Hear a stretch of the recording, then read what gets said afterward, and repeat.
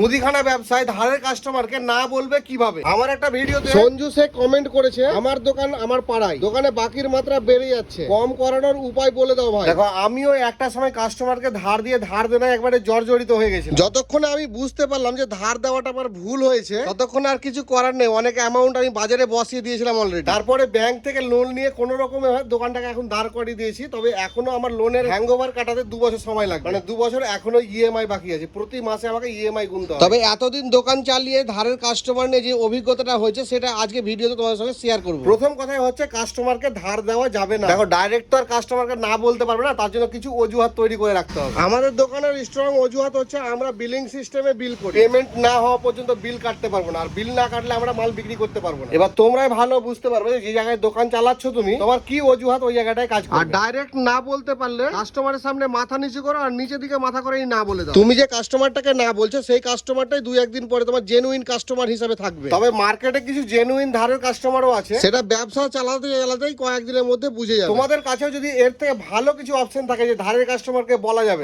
অবশ্যই আমাকে কমেন্টে জানাও। আর আমার ধারণাটা কেমন হয়েছে সেটাও কিন্তু কমেন্টে জানাতে ভুলবেন। আর তোমাদের মধ্যে যারা নগদে ব্যবসা, কিভাবে নগদে ব্যবসা চালাচ্ছে, অবশ্যই কিন্তু অভিজ্ঞতাটাও লিখে জানাবে।